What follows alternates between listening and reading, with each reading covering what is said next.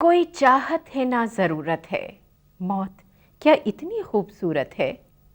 मौत की गोद मिल रही है अगर, जाके रहने की क्या ज़रूरत है। जिंदगी गढ़ के देख ली हमने, मिट्टी गारे की एक सूरत है। सारे चेहरे जमा है माजी के, मौत क्या दुल्हनों की सूरत है। मीना कुमारी सिर्फ एक मुकम्मल अदाकारा ही नहीं थी, बल्कि एक बहुत ही ज़हीन शायरा भी थी। ये गुण उन्हें शायद विरासत में मिला था, क्योंकि उनकी माँ प्रभावती इकबाल बानो गुरु रविंद्रनाथ टैगोर के ख़ानदान से थीं। मीना जी के नाना भी एक शायर थे, और शायद यही वजह थी कि मीना कुमारी भी बहुत ही छोटी उम्र में कविताएं लिखने लगी थीं और शेर व शायरी करने लगी थीं। मीना कुमारी एक ऐसी अदाकारा थीं जो अदाकारी की दुनिया में उस बुलंदी तक पहुंची जो दूसरों के लिए सिर्फ एक ख्वाब होता है। इसके पीछे भी कुछ खास ऐसी बातें हैं जिन्होंने मीना कुमारी को इतनी मकबूलियत दिलवाई। वक्त की बेहद पाबंद थीं। मीना कुमारी अदाकारी को इबादत की तरह मानती थीं। उन्होंने अपने आप को अदाकारी के सामने कभी अहमियत नहीं दी। कभी तबीयत खराब है या आज शूटिंग का मूड नहीं, ऐसे बहाने उन्होंने कभी नहीं बनाए। अपनी वजह से कभी निर्माता का नुकसान नहीं होने दिया। हाँ, इतना ज़रूर है कि उनका दर्द दिन ब दिन उनकी अदाकारी को निखारता चला गया।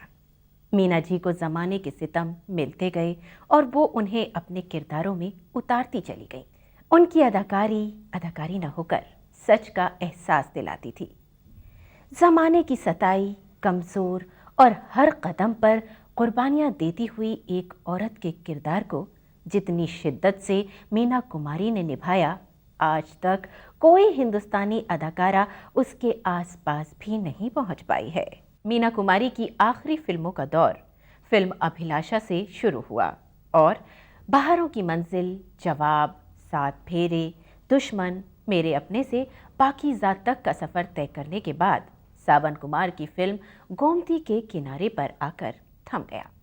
ये फिल्म कोई बहुत ज़्यादा कमाल तो नहीं कर पाई, मगर मीना कुमारी की आखिरी फिल्म होने के नाते इसे सदा याद किया जाएगा। ये फिल्म मीना कुमारी का सावन कुमार को तोहफा थी, क्योंकि सावन कुमार ने उनकी बीमारी के वक्त में उनकी तीमारदारी की थी और इस फिल्म के लिए उन्होंने सावन कुमार से एक भी रुपया अपनी अदाकारी के एवज में नहीं लिया था, बल्कि तन, मन और धन से सावन कुमार की मदद की। मीना कुमारी फिल्मी बाग का वो शगुफ्ता गुल थीं जो सदियों बाद जाकर कहीं एक बार खिलता है। ये गुल खिला, मुस्कुराया और अपनी खुशबू से फिजाओं को कुछ देर के लिए महकाया भी, फिर अपने होने का एहसास छोड़कर न जाने कहाँ खो गया और अपने पीछे छोड़ गया अपनी बेमिसाल अदाकारी से सजी हुई दर्जनों फिल्मों का अनमोल खजाना और चंद दर्द भरी नज़में, गज़लें और तड़पते हुए अशार। हर नए जख्म पे अब रूह बिलक उठती है, होंठ कर हंस भी पड़े तो आंख छलक उठती है। जिंदगी एक बिखरता हुआ दर्दाना है, ऐसा लगता है कि अब खत्म सा अफसाना है।